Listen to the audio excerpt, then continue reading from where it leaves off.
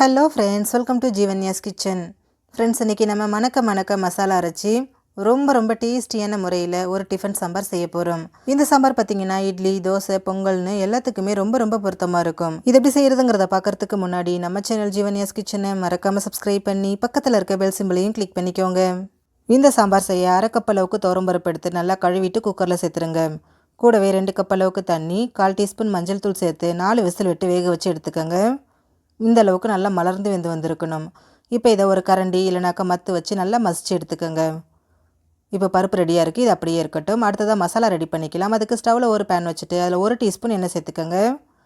எண்ணெய் காஞ்சதும் இதில் 1 டேபிள் ஸ்பூன் மல்லி விதை, 1 டேபிள் ஸ்பூன் கடலைப்பருப்பு, 1/2 டேபிள் ஸ்பூன் உளுத்தம்பருப்பு, 1 டீஸ்பூன் சீரகம், 1/2 டீஸ்பூன் மிளகு, 1/4 டீஸ்பூன் வெந்தயம், கூடவே காரத்துக்கு தகுந்த மாதிரி வரமிளகாய். நான் 6 வரமிளகாய் சேர்த்துக்கிறேன்.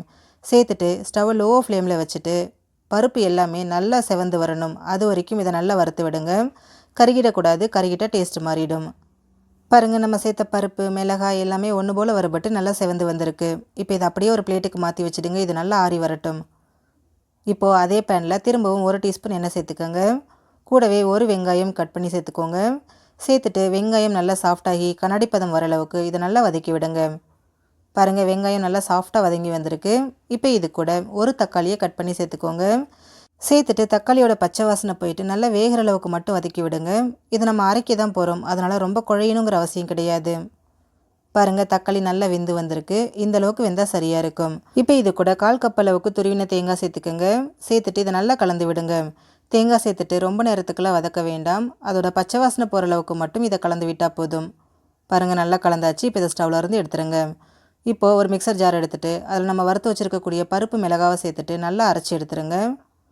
அரைச்சி எடுத்ததுக்கப்புறமா இதில் நம்ம வதக்கி வச்சுருக்கக்கூடிய வெங்காயம் தக்காளியையும் சேர்த்துக்கோங்க.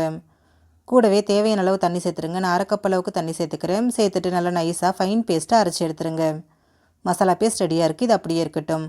இப்போ சாம்பார் தாளிக்க ஸ்டவ்வில் ஒரு கடாய் வச்சுட்டு அதில் 2 டீஸ்பூன் எண்ணெய் சேர்த்துக்கோங்க. எண்ணெய் காஞ்சதும் ஒரு 15-20 சின்ன வெங்காயம் சேர்த்துக்கோங்க. கூடவே ஃப்ளேவருக்காக 2 பச்சை மிளகாய் சேர்த்துட்டு வெங்காயம் நல்லா சாஃப்டாகி கண்ணாடி பதம் வர அளவுக்கு இதை நல்லா வதக்கி விடுங்க. வெங்காயம் நல்லா வதங்கி வந்திருக்கு. இப்போ இதில் ஒரு தக்காளியை கட் பண்ணி சேர்த்துக்கோங்க. சேர்த்துட்டு தக்காளி வேகிற அளவுக்கு மட்டும் இதை கலந்து விடுங்க. ரொம்பலாம் வதக்க வேண்டாம். தக்காளியும் ஓரளவுக்கு நல்லா வெந்துருச்சு. இப்போ இது கூட 1 கேரட் தோல் சீவி கட் பண்ணினது, 1 முருங்கைக்காய் கட் பண்ணினது, கூடவே 1 உருளைக்கிழங்கு தோல் சீவி கட் பண்ணி சேர்த்துக்கோங்க. சேர்த்துட்டு ஒரு 2 நிமிஷத்துக்கு மட்டும் மீடியம் ஃப்ளேம்லேயே வச்சுட்டு இதை நல்லா வதக்கி விடுங்க. காய் கொஞ்சம் சாஃப்டாகி வரட்டும். பாருங்கள், காய் ஓரளவுக்கு நல்லா சாஃப்டாகி வந்திருக்கு. இப்போ இதில் ஒரு 1/2 கப் அளவுக்கு தண்ணி சேர்த்துக்கோங்க. சேர்த்துட்டு இதை நல்லா கலந்து விட்டுருங்க. கலந்ததுக்கப்புறமா இதை மூடி போட்டு ஒரு 5 நிமிஷத்துக்கு இதை வேக விடுங்க. காய் கொஞ்சம் வெந்து வரட்டும். இப்போ இது ஒரு 5 நிமிஷம் அப்படியே இருக்கட்டும். பாருங்கள், 5 நிமிஷம் போல் ஆயிருக்கு. நம்ம சேர்த்த காய் பாதி அளவுக்கு வெந்து வந்திருக்கு. முழுமையாக வேகலை, பாதி தாங்க வெந்திருக்கு. இப்போ இதில் ஒரு லெமன் சைஸ் புளி எடுத்துகிட்டு அதை 1 கப் தண்ணியில் கரைச்சிட்டு இது கூட சேர்த்துக்கோங்க. கூடவே தேவையான அளவு உப்பு, நான் 2 டீஸ்பூன் கல் உப்பு சேர்த்துக்கிறேன். சேர்த்துட்டு இதை நல்லா கலந்துருங்க. கலந்ததுக்கப்புறமா புளியோட பச்சை வாசனை போகிற அளவுக்கு கொதிக்க விடுங்க. பாருங்கள், நல்லா கொதிச்சிருச்சு. புளியோட பச்சை வாசனை போயிடுச்சு. இப்போ இது கூட நம்ம அரைச்சி வச்சுருக்கக்கூடிய மசாலாவையும் சேர்த்துக்கோங்க. கூடவே தேவையான அளவு தண்ணி, நான் 3 கப் அளவுக்கு தண்ணி சேர்த்துக்கிறேன். சேர்த்துட்டு இது எல்லாத்தையும் திரும்பவும் ஒரு தடவை நல்லா கலந்து விட்டுருங்க. கலந்து விட்டுட்டு ஸ்டவ்வை மீடியம் ஃப்ளேம்லேயே வச்சுட்டு ஒரு 5 நிமிஷத்துக்கு நல்லா கொதிக்க விடுங்க. அந்த மசாலாவோடு சேர்ந்து காயும் ஓரளவுக்கு நல்லா வெந்து வரட்டும். ஒரு 5 நிமிஷம் போல் ஆயிருக்கு. மசாலா ஃபுல்லாக நல்லா வெந்து நல்லா வாசனை வர ஆரம்பிச்சிருச்சு. இப்போ இதில் நம்ம வேக வச்சு வச்சுருக்கிற பருப்பை சேர்த்துக்கோங்க. கூடவே 1 டீஸ்பூன் வெல்லம் சேர்த்துக்கோங்க. சேர்த்துட்டு இதை நல்லா கலந்துட்டு திரும்பவும் ஒரு 5 நிமிஷத்துக்கு இதை கொதிக்க விடுங்க. பாருங்கள், ஒரு 5 நிமிஷம் போல் ஆயிருக்கு. சாம்பார் நல்லா கொதிச்சு வந்திருக்கு. கன்சிஸ்டன்சியும் ரொம்ப பர்ஃபெக்டாக வந்திருக்குங்க.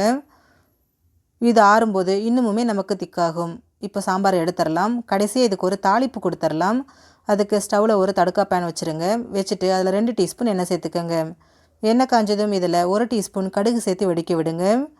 கடுகு வெடித்ததும் இது கூட ஒரு கொத்து கருவேப்பிலை, 2 வரமிளகாய் சேர்த்துக்கோங்க. கூடவே 1/4 டீஸ்பூன் பெருங்காயத்தூள், 1 டீஸ்பூன் காஷ்மீர் மிளகாய்த்தூள் சேர்த்துக்கோங்க. இது நல்ல ஃப்ளேவரும் நல்ல ஒரு டேஸ்ட்டும் கலரும் கொடுக்கும். கூடவே 2 டேபிள் ஸ்பூன் துருவின தேங்காய் சேர்த்துருங்க. சேர்த்துட்டு ஸ்டவ் லோ ஃப்ளேமில் வச்சுட்டு மிளகாய்த்தூள் கருகாமல் நல்லா பொரியிற அளவுக்கு இதை கலந்து விடுங்க. பாருங்கள், நல்லா பொரிஞ்சு வந்திருக்கு. இப்போ இதை அப்படியே சாம்பாரோடு சேர்த்துருங்க. நல்லா மணக்க தாளிப்பு வாசனையோட டேஸ்ட் அட்டகாசமாக இருக்குங்க. ரொம்பவே டேஸ்டியான ஒரு சாம்பார் ரெசிபி ரெடி ஆகிடுச்சு. ஃப்ரெண்ட்ஸ் நீங்களும் இந்த ரெசிபியை ட்ரை பண்ணி பாருங்கள், எல்லாருமே விரும்பி சாப்பிடுவாங்க.